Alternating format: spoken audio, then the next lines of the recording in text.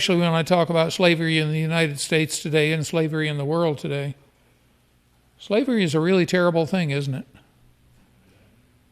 Did you ever think that you could have been born somebody else in another country? Not this country? I think my wife was.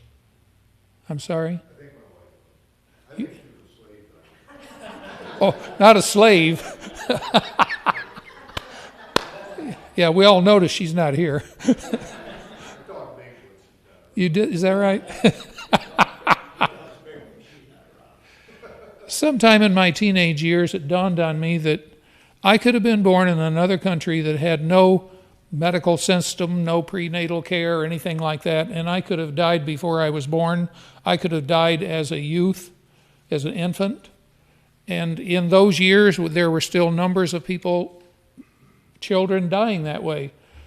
I learned that in China, many times people didn't name their child until they were about age, I forget, 1 or 2.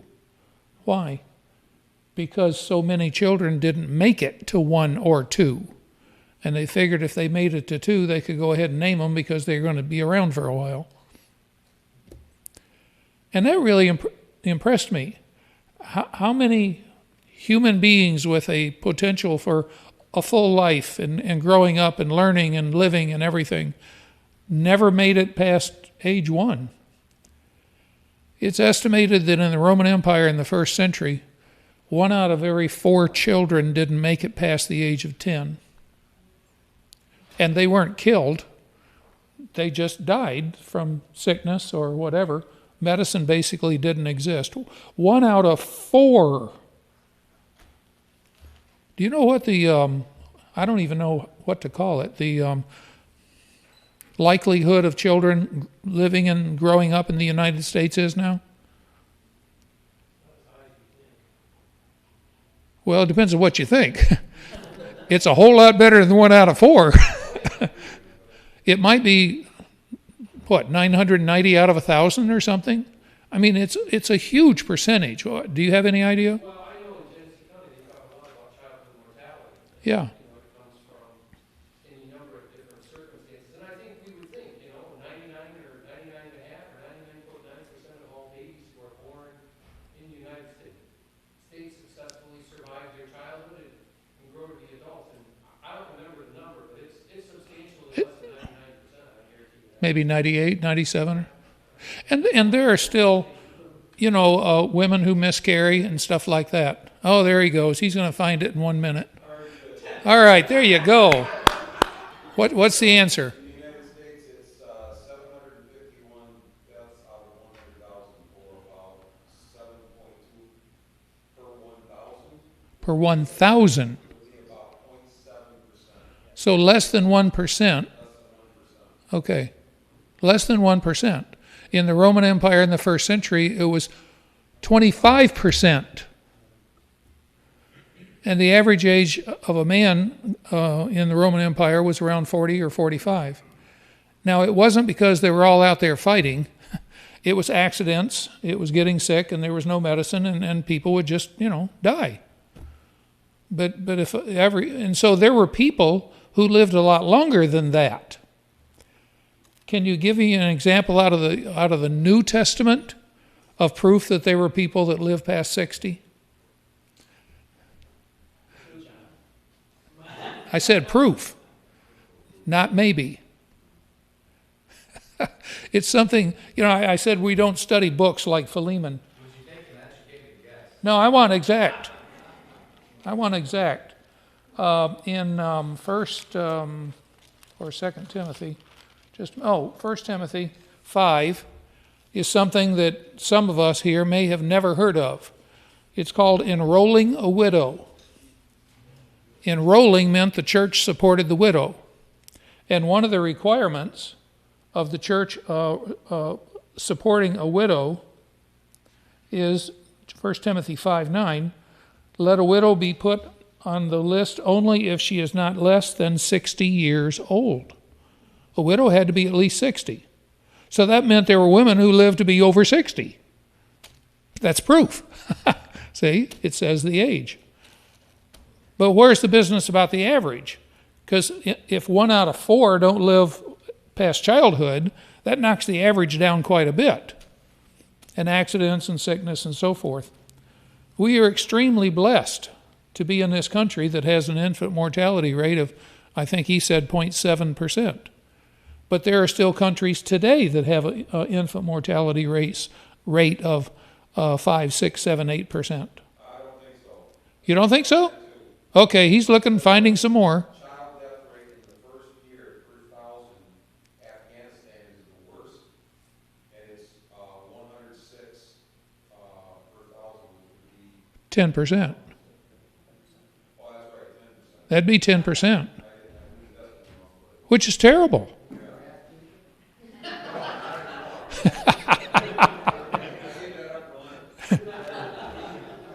If they're the worst at 10%, and we're one of the best, maybe not the best, there are other countries that have better health systems than we do in this country, and we're at less than 1%, that's still a huge difference between 1 and 10%. Okay, enough of that. Yeah. Just because you brought it up, I'll make one comment about the concept of slavery. I've had an experience over 20, 25 years ago, and it was such a lightning rod conversation now of, white people being oppressed and black people being in slavery or whatever, but I had a pretty difficult person to work with and tried to have a conversation with him because I think a lot of, especially black people, think that they're the only ones who've ever been in slavery. And when we try to have this conversation, that probably every one of us in this room, if we trace our ancestry back far enough, some of our ancestors have been slaves, more than likely, and we may have to go back generations after generations. But I do think that when you use the word slavery in the minds of most people in the United States, we think we're only talking about African Americans who were, compelled to be slaves because they were captured in Africa and were away from sold. So, I think just from that standpoint, it's a difficult conversation as a white person to talk about slavery right now because, again, there's automatically, you've got this camp and this camp, but the reality is, as you said, I was thinking about, I've been reading through the Old Testament, and every time that the Israelites went in and conquered a country, anybody that didn't get killed was compelled to be forced labor for them. So I mean, the story of slavery is the story of the Bible in a lot of ways. Sure. Whether it was the Hebrew people being slaves to the Egyptians, or whether it was people that were conquered when God gave them the land of Canaan, there were a lot of people that were compelled to be slaves. So you really shouldn't think about slavery as only for a certain ethnic background. Everybody's background has been a slave at some point, or I mean, maybe not your family, but certainly in general. And so when we talk about slavery, we can talk about it and imagine what it might have been like from a personal perspective as well. Thankfully, we haven't experienced it, most of us don't. Yeah. That reminds me of something. 2 weeks ago when I was talking about slavery, I talked about the Russian, and I talked about the book that Alexander Solzhenitsyn wrote called The Gulag Archipelago. It's in 3 volumes. Each one of them is 600 pages or so. And it's something to read. It really is. You can get it at the library. Anyway, I had the 3 volumes, and I was taking them to work. I was working in Natchez, Mississippi. And Natchez, Mississippi is the deep South. And every Thursday I would go to Woodville, Mississippi, about 50 miles south of Natchez. And if Natchez is the deep South, Woodville is the core of the deep South. And I could tell you stories about Woodville that you would think are not true because they happened like just 30 years ago. But anyway, I would read this book by Solzhenitsyn at my lunchtime. My best friend in the office was a lady named Pat Washington. She and her husband Percy and I still communicate with each other once in a while. And I mentioned that Val and I went down to New Orleans to see Tom and Audrey for a little vacation down there. And I called up Pat Washington and I said, we're going to be coming through Natchez and I'd like to see you and Percy. And she said, oh no, you're not going to come see us. You're going to stay the night at our house. And we did and had a very nice time and went out to have breakfast with them the next day and so on. Anyway, the story is about when I was working down there, and I was reading this book, Alexander Solzhenitsyn's book, and she noticed this. I mean, it's a big book, and it was taking me months and months to read through the 3 volumes. And one day she said to me, "Terry, can I ask you a couple of questions?" She said, "Yeah." I said, "What is this book about?" And I said, "It's about the Russian prison system during Stalin, where millions of people went into forced labor and were basically slaves in their own country." And she stood there and she was thinking and thinking, and she said, "Were any of them black?" And I had remembered from the book that there were a very, very few that he mentioned that had come to the Soviet Union from Africa because they thought that communism was the greatest thing under the world, and they got there and oops, they ended up in the prison system. But it was a very, very tiny percent of the people that had come from Africa, maybe like 50 or something like that out of 25 million. And I said, "No, actually, no, they were all white." And she stood there and she thought about that for quite a while, and she said, when you live in one circumstance all your life, it's easy to think that that's the only circumstance there is. She said, "It's really hard for me to think about white people being slaves."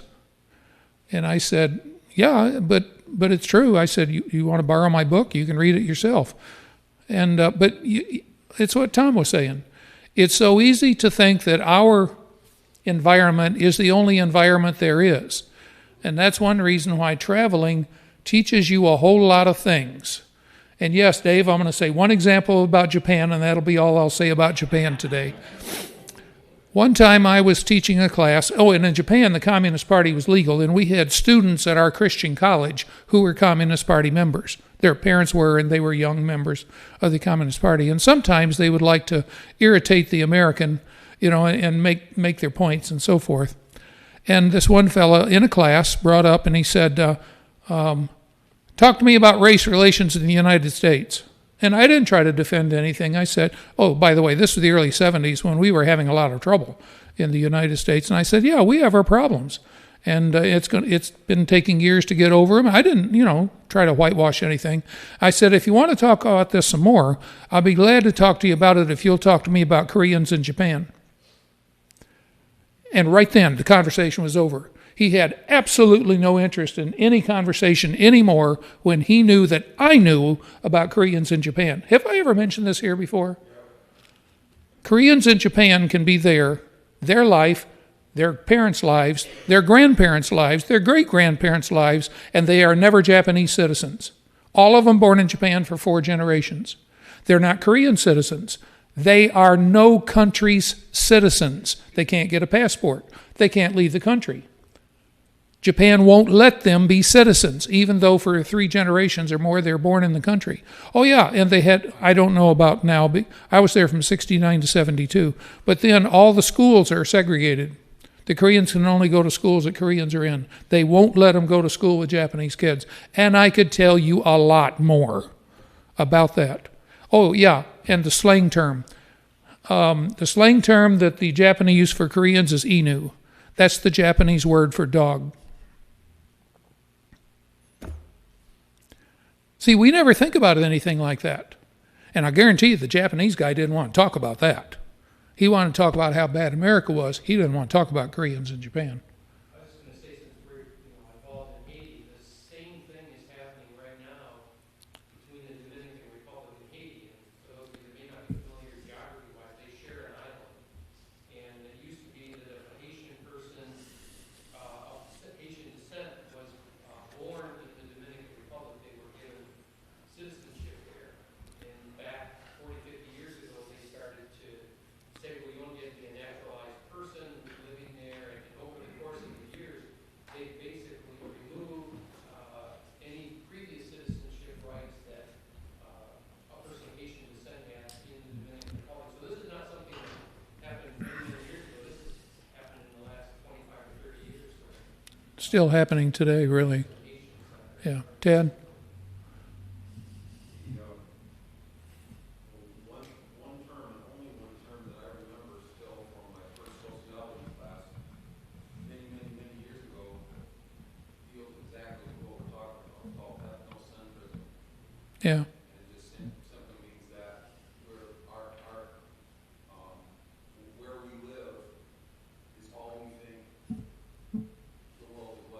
Right. But I want to really go back to your 25% in the Roman Empire of infant mortality as opposed to infant mortality of less than 1% in the United States, because statistics can be skewed if you're not comparing apples with apples.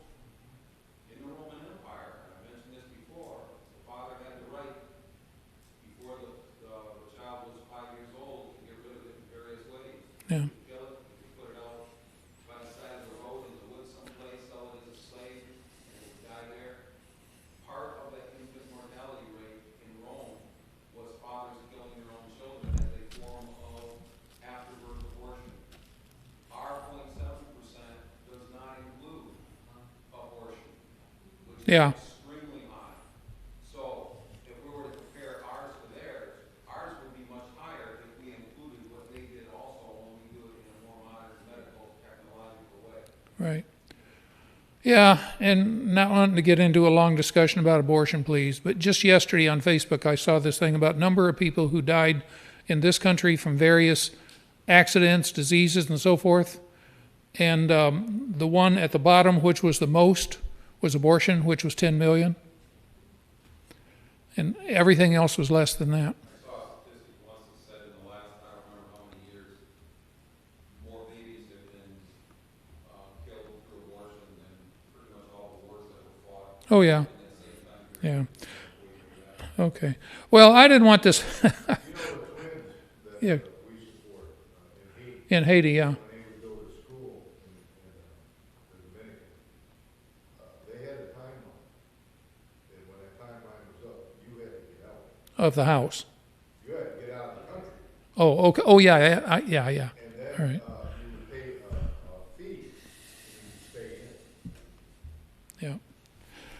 Yeah. Okay, one final comment maybe. Ted mentioned about parents killing their kids. In Japan, until the end of World War II, exposing your children when they were infants was legal. Exposing meant you take them out the woods, put them down, and walk away. And it was done more often if the baby was a girl or if there were twins. Japanese had a prejudice about twins. They didn't like twins. If it was two boys that were twins, they might keep them both, but often not. If it was a boy and a girl, then the girl went out to the woods, and that kind of thing. But this was legal. MacArthur, when he took over Japan after the end of World War II, one of the first things he did was change that law. He made it illegal to do, and a lot of Japanese were very unhappy about that because they've been doing it for hundreds of years. It was their way of life. If you don't want this child, you take the child out to the woods. And that was, 1940s. It's not that long ago. Okay, let's talk about Philemon a little bit. All right.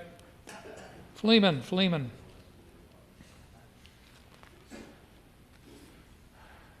But it's a serious thing here, isn't it? That's why I spent some time talking about slavery. It's not just that Philemon would be angry. It was property that had run away. How dare he do this? He doesn't have the freedom to go where he wants to or live how he wants to. He is owned by Philemon. And so Paul writes this very kind, loving letter to Philemon, who's the owner of Onesimus. And he butters up Philemon in the first part. And then in verse 10, he finally mentions why he's writing the letter, Onesimus. Verse 11, who formerly was useless to you, but now is useful both to you and to me. Useful to both Paul and Philemon. How is he saying that Philemon is useful, that Onesimus is useful to Philemon now? He came back. Still a slave. Came back. Philemon still owns him. And Paul told him to go back. Verse 12. And I have sent him back to you in person, that is, sending my very heart, whom I wished to keep with me, that in your behalf he might minister to me in my imprisonment for the gospel. See what Paul is saying here? He's saying, I know that you would like to help me out in my troubles being in Roman prison, but you can't easily because you're across the Balkans and Greece, and you're in Turkey, today's country. But he said, this is your property who has been here helping me. He might minister in your behalf. So was Onesimus doing this for Philemon's behalf? No. Onesimus was doing it because he became a Christian and loved Paul, and Paul loved him. But verse 14, now we read through verse 13 last week. Verse 14, but without your consent, I did not want to do anything that your goodness should not be as it were by compulsion, but of your own free will. What is Paul asking Philemon here? What's he saying? Sherry, say that. I couldn't hear you. Onesimus. He's going to say it more clearly here in a minute, but in these words right here, he's at least saying, it'd be real nice if you could, Onesimus has come to you. It'd be nice if you could send him back so that he could help me. And you'd be helping me by letting him go to come back here. That's what he's saying. But when he says, but without your consent, I did not want to do anything. What was the anything that Paul is saying he wouldn't do without Philemon's consent? Keep Onesimus. He wouldn't do it because Onesimus was his property. Right? Okay, let's go on. 15. For perhaps he, Onesimus, was for this reason parted from you for a while, that you should have him back forever. Parted from you for a while. That's a nice way of Paul saying that Philemon ran away. It had been a while since he had been there. That you should have him back forever. He's saying that maybe Philemon would come back. I keep mixing the two of them up. Maybe Onesimus would come back and stay Philemon's slave the rest of his life. But that's not the end of the sentence. The sentence continues with verse 16. And here's where the crunch comes in, where Paul is telling Philemon why he's writing the letter. You should have him back forever. No longer as a slave, but more than a slave, a beloved brother, especially to me, but how much more to you both in the flesh and in the Lord. What's he asking Philemon to do? He's asking Philemon to give him his freedom. Any of you ever given away a car that was worth money? Dave has. Yeah, Bill says he has. Do you do that every once in a while? No. You keep that car. It's yours. You paid for it. Philemon had paid for Onesimus. And a slave was valuable. He's asking Philemon to give up something that had real value. They weren't dirt cheap. They cost money, He's asking Philemon to let Onesimus go free and to come back to Paul. Do you see that in verse 16? That's what it's saying right there. We're more than halfway through the letter, and here's where Paul is finally coming out and clearly saying to Philemon why he wrote the letter. And he's saying that no matter what he does, he should be considered as more than a slave, a beloved brother. What does that mean? Brother in Christ. He's a saint. He's a Christian. He's now your spiritual brother. And he should be treated that way. Now here's the little phrase at the end, which might be a little difficult. But how much more to you, both in the flesh and in the Lord? He is a brother in the Lord. So he said that. But what does the other phrase mean? In the flesh. No, he's saying that no longer is a slave, more than a slave, a beloved brother, especially to me, but how much more to you, both in the flesh and in the Lord. He's a brother in Christ because he's a Christian. But what does that first phrase mean? If he's going to be like a beloved brother, both in the flesh. Well, Onesimus was not Philemon's real brother. What's it mean there? It's a figure of speech again. An equal, a friend, somebody that he cares for and cares for him. Yeah. He's talking about the relationship that Philemon and Onesimus can have now that Philemon is back and Philemon is a Christian, that he doesn't just say, you're my brother in Christ, now go, cut the grass or something. He's saying, you're brother in Christ, and I'm going to treat you different. I'm going to treat you better. Any comments on any of this? Verse 16. It's the last phrase in verse 16. It's not just he's a brother in Christ. He's saying he considers him different as a person, not just a Christian. Verse 17.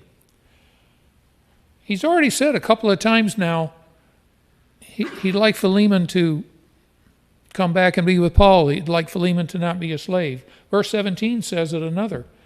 If then you regard me, Paul, as a partner, a friend, companion, accept him as you would me.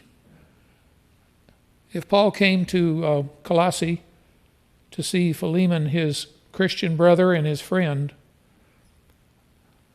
how did Philemon think of Paul? He respected him. He honored him. He'd treat him right. He's saying, treat Onesimus the same way that you treat me.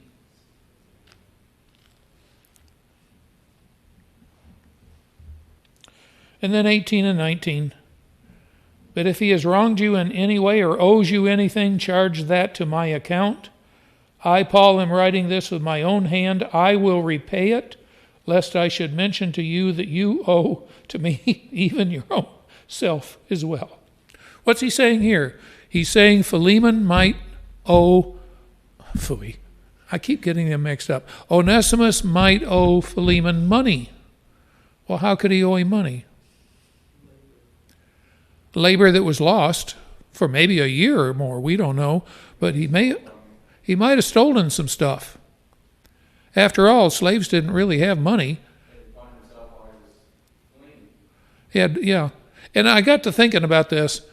How do you get from Turkey to Italy, to Rome? You don't do it on foot. You got to go around the other side of the Black Sea, and nobody went that route. It was very dangerous. It was terribly far. You had to get on a boat. You got to have money to get on a boat. At any rate, Paul says, if he has wronged you in any way, broke something on his way out, left a nasty message on a wall. People do these kinds of things when they're angry at their master or whatever. If he has wronged you in any way or owes you anything, charge that. And I will repay. Now notice two things in verse 19 he says. In my translation, it puts it in brackets. At the end of verse 19, lest I should mention to you that you owe to me even your own self as well.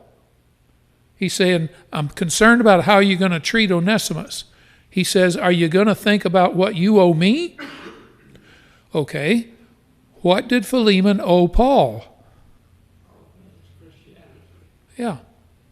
Probably Paul had converted Philemon, had changed his whole life for the better. And he's saying that Philemon owed Paul a debt. Now, Paul's going to pay Onesimus' debt, if there is one, but he says, Philemon, you owe me a debt. There's something else in here, in verse 19. I, Paul, am writing this with my own hand, I will repay you. What does that mean? It means the rest of the letter wasn't maybe written by Paul. And this is something that is found in some of the other letters of Paul, especially when he gets older. He'll say, I, Paul, write this with my own hand. And of course, there's always conversation then about why that? Why didn't Paul write the whole thing himself? And so people talk about the thorn in his side, and was it his eyesight, or was it where he couldn't hold a pen or something well to write? We don't know. But Paul was not, most of Paul's letters he dictated, and he didn't actually write himself. There was some kind of problem with Paul writing himself, at least in his older years. But so why does he say it right here in verse 19? That even if Paul only write just a little bit here, maybe just I, Paul, am writing this in my own hand, I will repay it. Why does Paul say that here? Yeah. He wants him to know that he's going to take this serious, that I am going to repay you. If I'm using, a scribe to write the rest of my letter, and I take time to put this down, I'm going to repay you. This is a promise from me to you.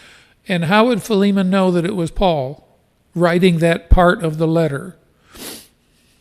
Apparently, when Paul wrote, there was something about how he wrote that the reader would recognize it from seeing Paul's writing earlier. We don't know, but there was some way that Paul showed that this was him. And he's saying, I will pay you. I'm writing it in my own handwriting. So it'd be more like a signature on a contract? Yeah, in a sense, yes. Here it's Paul's promise, oath, whatever. Bill? The handwriting would obviously, I would think would obviously change. So if you're Maybe. writing a letter, they didn't have typewriters or email, computers, so it'd be actual handwriting, so that I'm sure the person that's scribing it had pretty good handwriting, and it's going to change, whether Paul had greater handwriting or not. Yeah. That's going to change in the transcription, so that's why Paul's, saying, here's the reason for the change, I'm writing this myself. And it is, I do think it is a personal note to say, this is important, I'm taking the time to do this myself. Sure. Were there people that would fake handwriting or fake letters in the first century? Oh, yes. And if Onesimus walked in the door with something that was not certified from Paul, Philemon could think it was all a fake. And it could be other letters that were written to people in that area that he could compare it to. Sure. And apparently Paul did write some of his letters. So at any rate, here he's saying to Philemon, you can count on this. This is me. Bill, you had your hand up. I was just going to say that Paul is writing this in his own letter, so in his own hands, and telling that. So Philemon wouldn't say, well, whoever scribing that just wrote that down, and you really wasn't part of it. Paul's going to look, this is me talking to you. Right. Yeah, Nathan? On what Bill said, Paul said before, see what big letters I write. He didn't write the big letters because he was emphasizing something.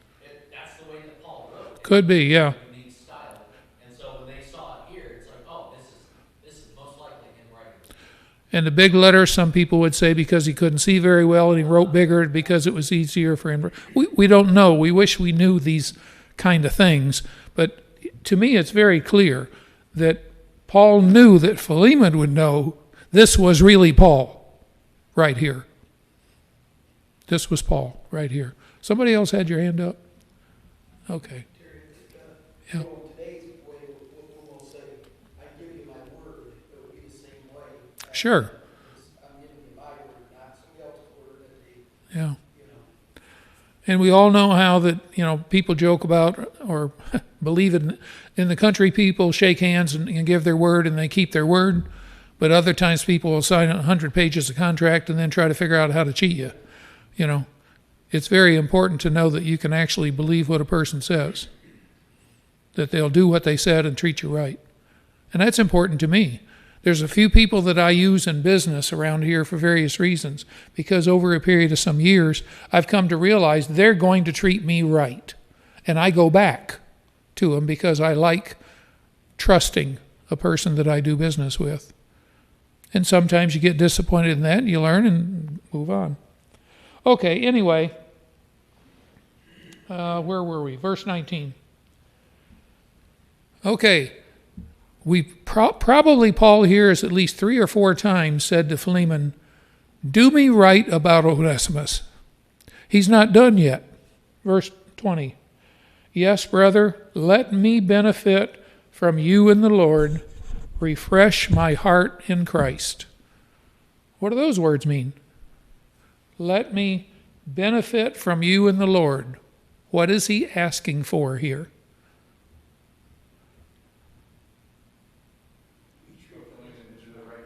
I'm sorry. That he treat Onesimus right.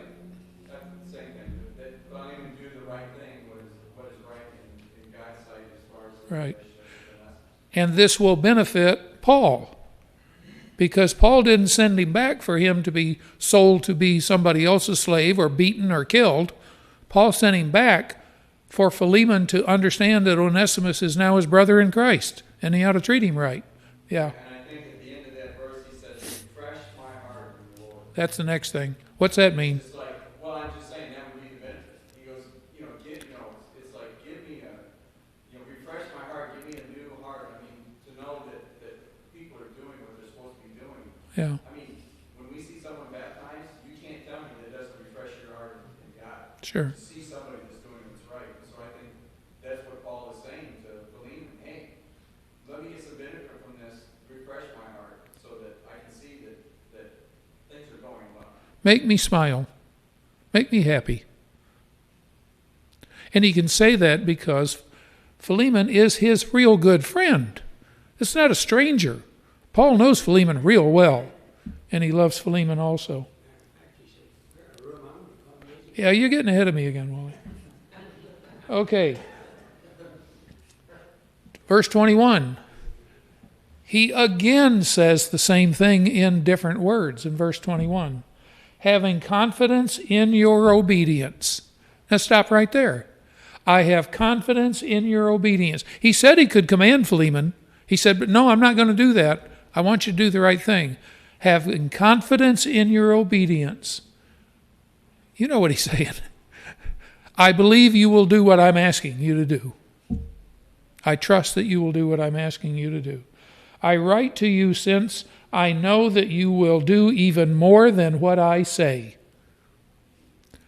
Well, if what Paul is saying is let the guy go free, give up your property, what would be him doing more than that? Maybe sending him back to Paul. Maybe.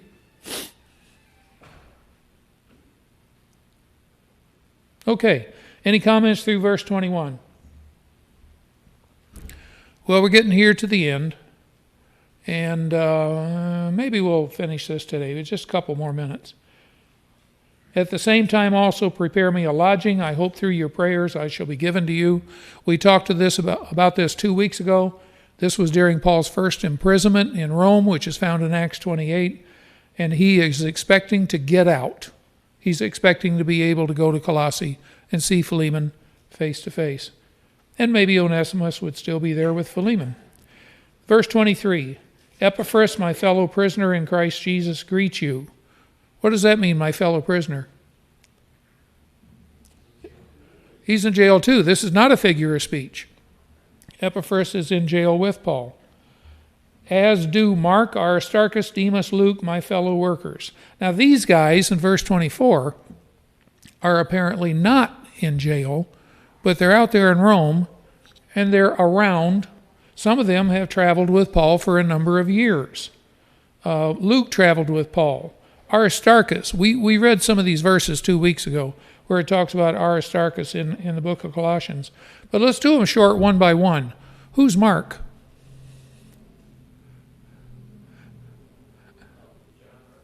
John Mark. Now there's like 6 Marys in the New Testament. There appears to be one Mark. Now some people say maybe not, whatever. But it appears that the guy called John Mark, who was a cousin of Barnabas, who was raised in Jerusalem. It talks about his mother having a house in Jerusalem and so forth. And the guy who wrote the gospel, they're all the same guy. Most people think that this Mark is the guy that wrote the Gospel of Mark. And he's with Paul. He's not in prison, but he's in Paul with Rome. Aristarchus was a fellow who was from Colossae, and that's why he talks about him. How about Demas? Demas. Is this the name parents give their boys anymore? No, maybe because it's too close to demon. But Demas was a perfectly good, normal name, okay? But why don't people give their boys the name Demas nowadays, pretty much? Same reason they don't give the girls the name of Jezebel. Why? Because if we go back to Colossians, we find that after this, Demas left Paul, having loved the present world. So Demas has kind of a bad connotation to us. And Luke, who's this guy Luke? He's the guy that wrote the Gospel of Luke. He's the doctor. He's the fellow that traveled with Paul. Now again, Paul gets out of prison this time. But Luke was a fellow who traveled with Paul. My fellow workers. Does that mean that they made tents? It cost Paul? I don't know, maybe. They all had to make money somehow. But Paul a couple of times talks about the fellows that traveled with him and basically says that when he made tents, he was supporting all of them.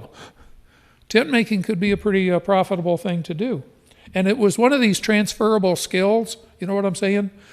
An electrician go anywhere in the world to make money. An RN can go anywhere in the world to make money. Well, in the first century, a tent maker go anywhere in the world and make money because lots of people had tents and lived in tents and so on. Anyway, I think here he's not talking about making tents primarily. He's talking about workers in Christ. Paul sometimes, it appeared, had 10 or 15 young men that traveled, or older men, who traveled around with him as he was going on his missionary journeys. It wasn't just Paul going into town. By the way, do you know when our brethren decided to go down to South America, to Brazil, they thought about this very thing of a whole bunch of people traveling with Paul?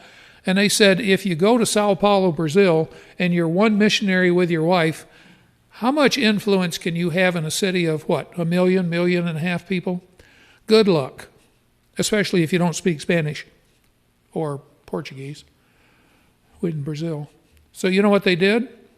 They took a crew of like 15, 20 families, men, women, children. They took them all down as a group. They had church on day one of just them. And there are congregations in Sao Paulo today that are over 400. And more than one. There are numerous congregations in Sao Paulo because that method of evangelism, at least there, worked very, very well.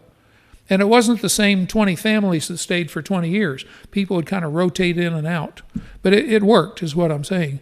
Paul took a bunch of people with him when he was traveling around preaching the gospel. Okay, we're getting to the very end here. I want to take you back over to Colossians chapter 4, verse 9. We read this verse before, and this is going to be the end. It's coming up 10 till. We're going to stop here in just a second. Colossians chapter 4, verse 9. Because there's one big question that we don't have an answer to. Colossians 4, verse 9. Have I got the right verse? No, I'm in the wrong book. Yeah, okay. What's the big question we don't have an answer to yet? What happened when Onesimus walked in the door? Did we get any answer out of that from the letter? No, of course not. The letter hadn't been delivered yet. The only other time Onesimus is mentioned in the New Testament is in Colossians. And remember I said Colossians was during Paul's second time in prison? In other words, it's after this time that Onesimus took the letter back to Philemon. And here's the only other time that this guy is mentioned. Now we got to go back to verse 7 because it's one long sentence. As to my affairs, Tychicus, our beloved brother and faithful servant, fellow bondservant in the Lord, will bring you information. What does that mean? Tychicus is one of the people bringing the letter from Paul to the church in Colossae. For I have sent him to you for this very purpose, that you may know about our circumstances and that he may encourage your hearts. And with him, in other words, Tychicus and Onesimus is coming from Rome to Colossae, a long time after Onesimus took the letter to Philemon. Onesimus is back in Rome later on. And with him Onesimus, our faithful and beloved brother, who is one of your number. They will inform you about the whole situation here. So did Onesimus take Paul's letter to Philemon, walk out of Rome, throw the letter away and move on with the rest of his life? No. He went back to Colossae. He gave the letter to Philemon. That's how the letter ended up in our Bible. And here, the only reference to Onesimus later on is he's back in Rome with Tychicus and some other guys still taking care of Paul in his second prison time. Now, there's only two ways that could have happened. Either he's still a slave and Philemon let him go back to Rome, or Philemon set him free and he went back on his own willpower. We still don't know the answer to that, but we know something about what happened when Philemon saw Onesimus. He treated him right. And Onesimus is still a faithful Christian later on. Well, I went over time. I'm sorry. We'll start 1 John next week. Appreciate your thoughts. Any comments here at the tail end? Good morning.